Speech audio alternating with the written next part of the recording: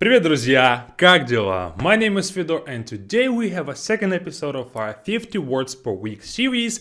Today is our A1 level vocabulary, and we're gonna go for 50 verbs this time. And we do this every week. This is our second episode, so make sure to subscribe to our channel not to miss out on the future episodes. And on top of this video, you also have a link in the description for the list, for the actual text, like line by line, for the Excel spreadsheet, and also for the Anki flashcards deck. So you can always just simply put it in your Anki flashcard app or other apps that support that file, and just simply have the word itself, the translation, and also the audio for it, so you can know what it sounds like.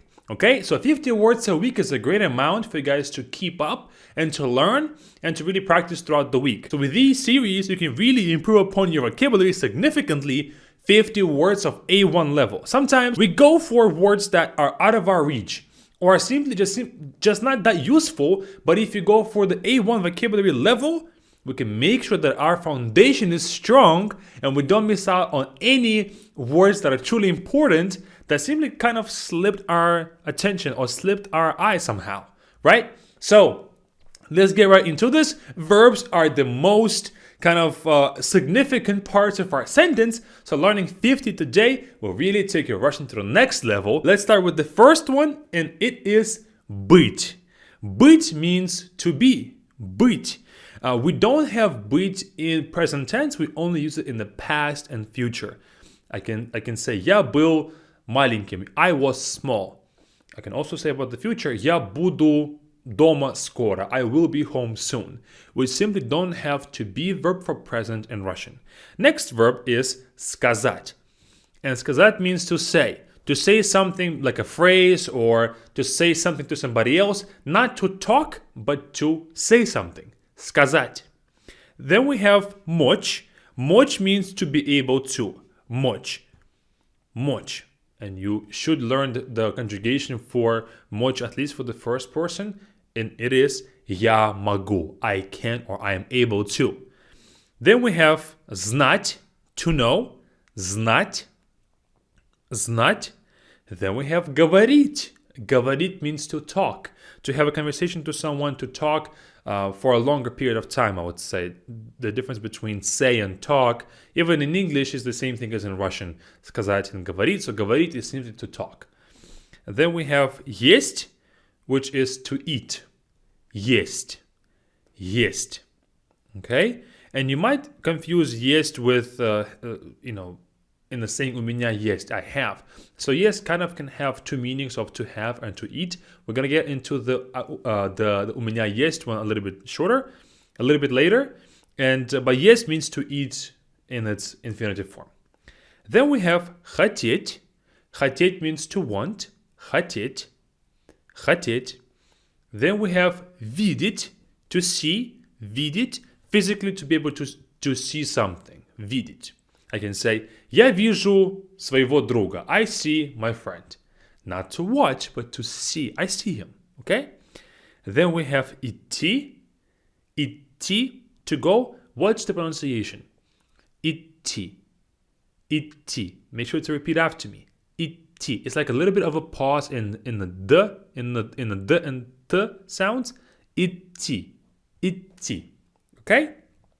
Then we have стоять, which means to stand. And those are just a few words that we have just covered. Guys, check out our BeFluent Class with the first link in the description. It's our Russian learning platform where you will find whatever you're looking for in Russian, whether that be a fluency program, talk about level by level kind of structure of lessons. You can go on Russian content and watch Russian shows, cartoons, and movies. Or you can go down to the exercise tab and learn and practice your skills. Check it all out with the first link in the description. It's our month-to-month subscription-based platform that you will benefit a lot from. Check it out with the first link in the description. Moving on, next verb is думать. Думать is to think. Думать. And guys, actually, as you're going through these verbs, if these are new to you, make sure to repeat after me. So you're not only seeing the spelling on the screen, but you also are able to pronounce them. Pronunciation is is half the problem. You know, if you mispronounce words, it's like you don't know them at all. Because if you say them, mispronounce them, a native would not understand you. So it's like you don't even know the word at all, right? So make sure to pronounce them to kind of have the pronunciation down as well. We kind of get a bit lazy in our learning and only learn the most simple things, which is like the spelling of it. But the pronunciation is a harder thing, but it's more beneficial in the long run. All right, that's our little pause there. Next verb is жить. Жить means to live. Жить. Then we have смотреть. Смотреть means to watch. Now this time it's not to see something, but to watch. Смотреть. I can say, я смотрю фильм. I'm watching a movie. So смотреть means to watch something for a long time, I guess.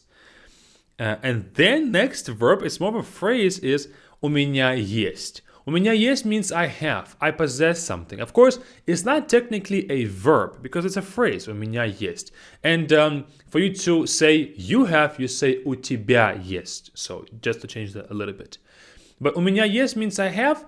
And in Russian, the logic is not that I have something, but we say there is something at my possession. Okay? Or at my existence, or there's something exists at mine.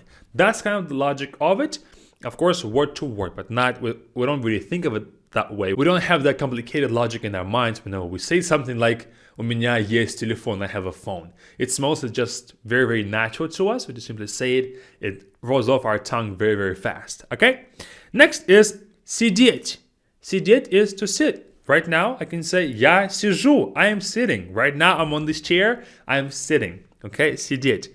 Then we have делать, which means to do.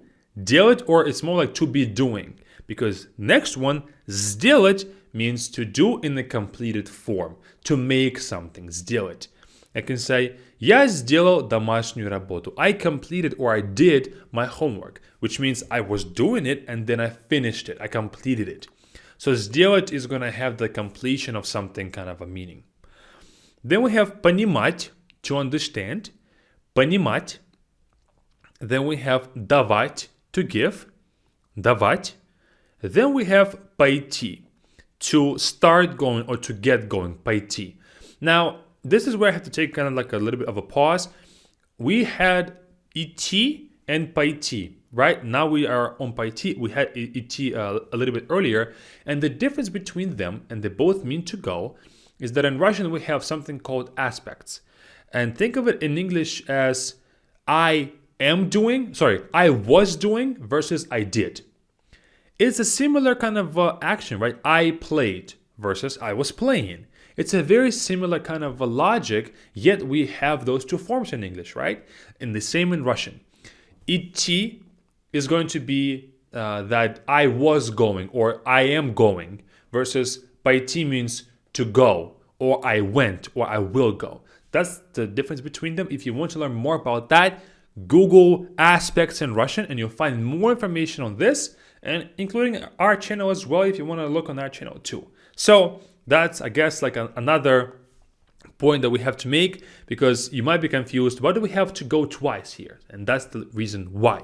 So пойти means to go or to start going somewhere. Then we have работать, to work. Работать. Работать. Then we have любить. Любить, to love. Любить.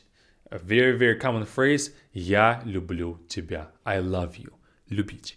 Then we have значить, which is to mean. Это слово значит стол. This word means table. Okay? So значит is going to mean to mean something. Then we have ждать. Ждать means to wait. Ждать. Ждать. Then we have лежать, which is to lie or to lay down. Лежать, to be laying down. Лежать. Then we have писать. Писать means to write. Писать. Okay? Писать. Then we have помнить, to remember. Помнить. And this is not to, like, let's narrow it down to remember. In English we can say, I forgot the word. Oh, I remembered it now. So you forgot something, but you then got reminded of it by yourself maybe, but помнить is to remember something for a continuous period of time. You are never forgetting it. Because we have a separate word for trying to remember something, and that's вспомнить. Вспомнить means you forgot it, but then now you remember it, okay? But помнить, without the вс in the beginning, means to remember, okay? Помнить. Then we have слушать. And слушать means to listen. Слушать. Not to hear, but to listen. Maybe for a longer period of time, I can say я слушаю музыку. I'm listening to music. So you cannot just simply hear music. I guess you can, but we don't really say it like that. We say I'm listening to music. So я слушаю музыку. We use слушать for that. Then we have сесть, which means to sit down. Сесть. And remember when we had сидеть. Сидеть means to be sitting, and сесть means to sit down. You were standing, but now you sat down. Okay, сесть. Then we have читать. Читать means to read. Читать. Then we have брать, to take. Брать. Don't confuse брать with the soft sign with брат. Brat means brother, and you might have heard it in the first episode of this video. Brat means brother, but brat is to take. Brat. T, t. That little t at the end is very close to the English t, like in tea. T, brat. Okay? Then we have начинать. Начинать means to start or to begin. To begin. Начинать. Начинать. Then we have просить. And просить is to ask for a favor or for someone to do something. Not to ask a question, but просить means to ask for a favor, to ask someone to do something for you. Просить. Then we have выходить, and выходить means to leave or to exit or to step out. Выходить. Then we have называть, which means to call or to name something. Называть. I can say, мы назвали нашу дочь Светланой. Мы назвали нашу дочь Светланой. We called or we named our daughter Svetlana. Not our daughter. I don't have kids, luckily or unfortunately or fortunately, but this is just simply an example. Don't think anything of it, okay? Then we have спрашивать. Now, спрашивать is to ask a question. Спрашивать. Я часто спрашиваю, whatever. I often ask something. Спрашивать. Then we have отвечать, to reply or to answer. Отвечать. Now, отвечать can be used to answer a question or to answer a phone call. Okay? Отвечать. Then we have уходить. Уходить means to go away. Not just to exit or to leave, but to go away completely. No plans of returning. Okay? Уходить. Then we have рассказывать. Рассказывать means to tell. Typically tell a story. Tell something that is not just simply a phrase, not to say, not to talk, but to tell.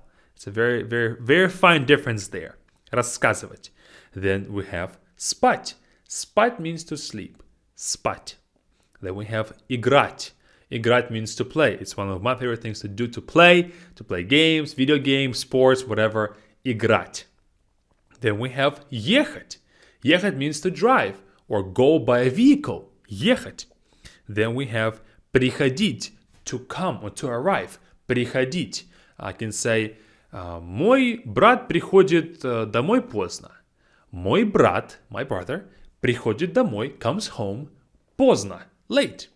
Мой брат приходит домой поздно. Then we have уметь. Уметь is to be able to do something or to be able to, or to have an ability or a skill. When we first started this video, we had the verb мочь. Мочь was to be able to do something, more like a biological kind of ability. Well, уметь is more of a skill that you have. Okay, уметь. Заниматься, next verb, заниматься means to be involved in or to do something. We have this verb заниматься used a whole lot. It's used frequently in phrases. And sometimes I would really recommend you guys look up phrases with заниматься to see what it has to offer. Because заниматься means to be involved in. But for example, we have this phrase заниматься спортом, to do sports. I can say заниматься музыкой, to do music. or to be involved in music, okay? But we have заниматься used a lot with different phrases, not only to be translated as to be involved in, because that's not really what it does for the majority of the usages within phrases. Next is положить. Положить means to put down or to lay down. Not to lay down yourself, but to lay something else down. Положить. Then we have купить. Купить means to buy. Купить. Then we have пить. Пить is to drink. Пить. Пить. Then we have нравится. Нравится, we can translate it as to like, but нравится is really, again, the logic of it is a bit different. We say it's to be appealing to someone. I can say мне нравится этот телефон. I like this phone. But in fact, the logic of that sentence is not I like this phone, but it's mostly this phone is appealing to me. Okay, we have мне in the beginning. Мне means to me. Нравится is appealing. Это телефон, this phone. So нравится is not really to like, but it's mostly to be appealing. Okay, but we simply use this phrase мне нравится, I like, тебе нравится, you like, very frequently. So we kind of translate нравится as to like. Okay, and the very last verb for today is получать. And получать means to get or to receive. Получать. And that's it. That's all I have for you guys for today. 50 verbs. I hope this was useful.